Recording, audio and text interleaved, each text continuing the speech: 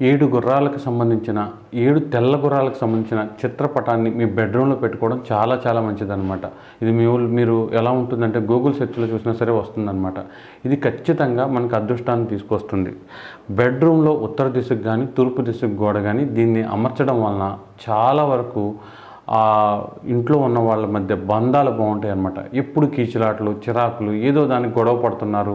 ఇంట్లో భార్యాభర్తల మధ్య కానీ, పిల్లలకి మీకు మధ్య కానీ పెద్ద కమ్యూనికేషన్ ఉండలేదు.